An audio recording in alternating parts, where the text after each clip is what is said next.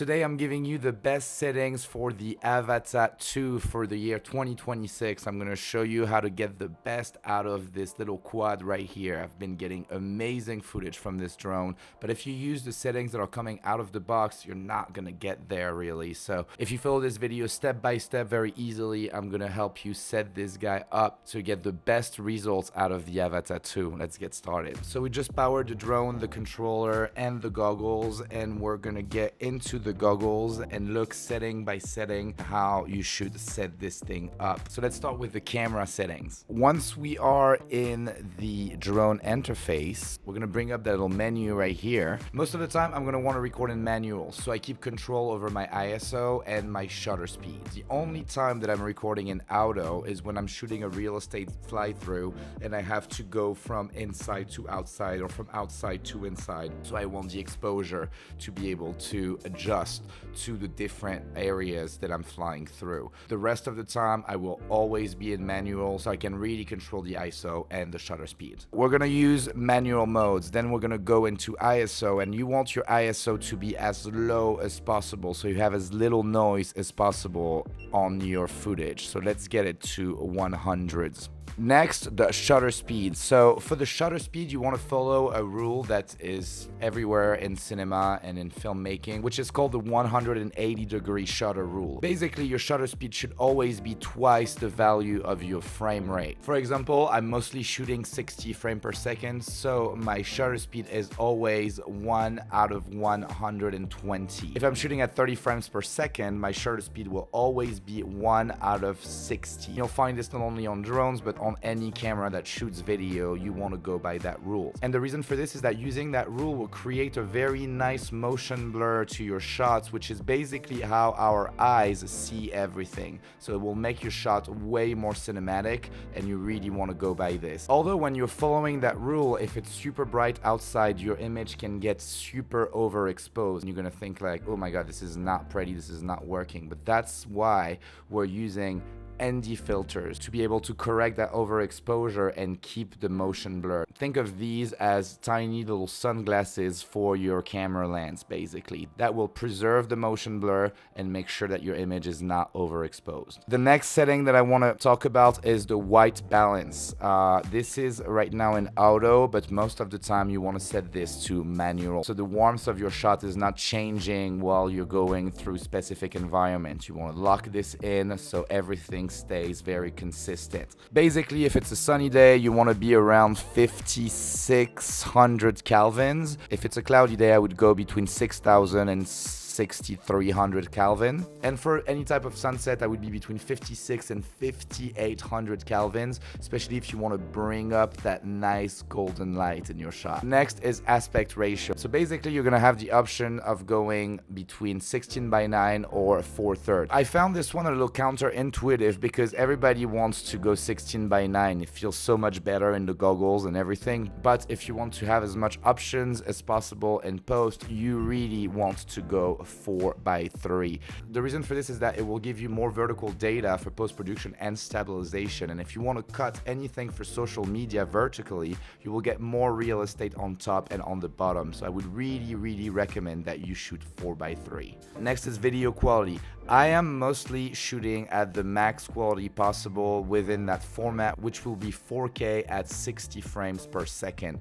This is what I recommend. A lot of people like to shoot at 30 frames per second. I think 60 frames per second is better. It'll give you more buttery smooth slow motion if you need to slow down the footage, and it's just like the maxed out quality that you can use on this drone. So I would absolutely recommend shooting 4K 60 frames per second. Next is our camera field of view, and here you can choose between wide, ultra wide, and normal. I'm always going for wide because wide is recording gyro data for post-production and stabilization when ultra wide doesn't. Ultra wide use rock steady stabilization, which is not as good as what you can do with gyro flow in post. My recommendation here would be to shoot wide so you can record gyro data and stabilize the footage in post for a buttery smooth shot. Next is auto ISO limit. I'm usually setting it up between 200 and 400 just because if I'm shooting an auto auto, I do not want a big spike in ISO, which would bring like a lot of grain into my footage. So 400 is usually a good middle ground.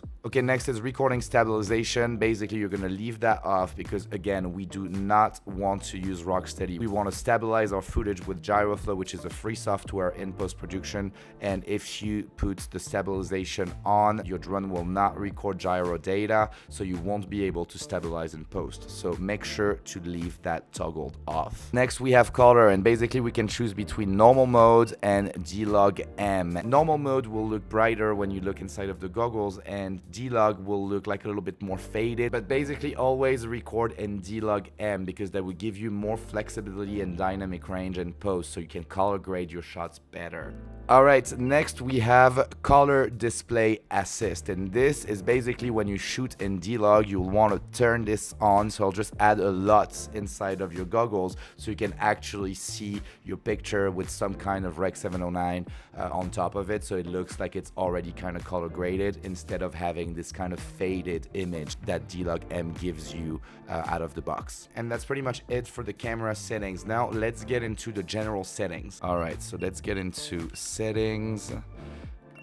We're gonna go into camera again. So these first settings we've already dealt with. So aspect ratio 4:3, video quality 4K 60, camera field of view wide, recording stabilization off because we're stabilizing in post. Auto ISO limit is at 400 like we said.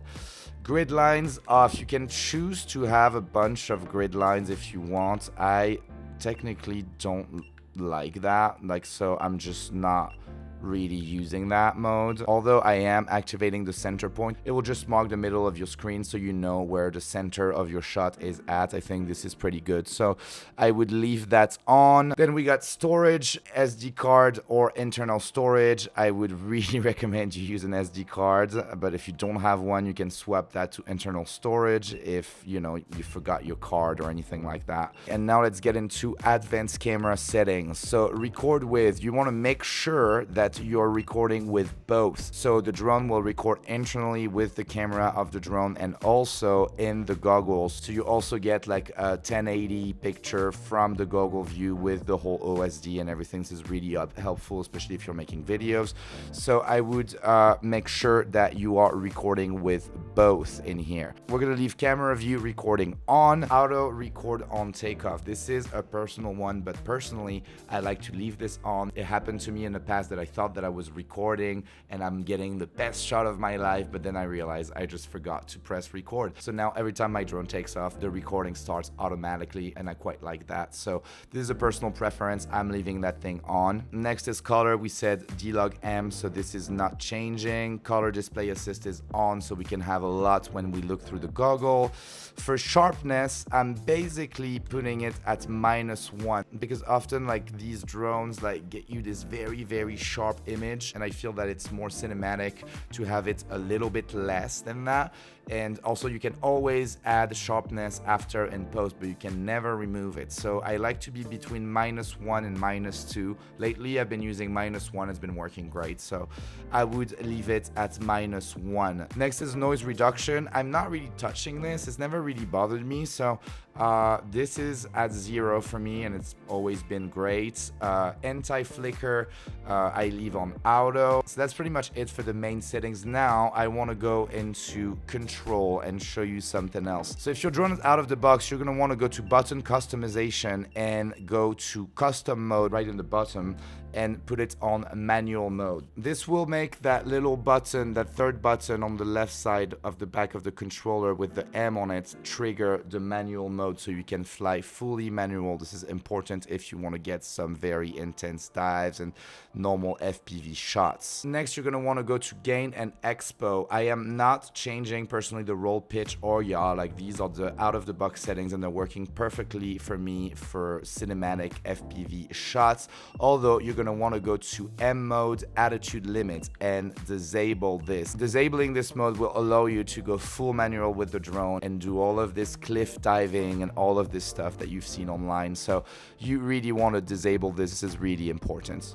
So guys, this is it. If you followed along with this video, you now have the best possible settings for your Avata 2, and I'm really hoping that this is going to help you take your drone shots to the next level. If you guys enjoyed that video, please drop a like and a subscribe to the channel. Thank you so much for watching. I'll see you guys in the next one.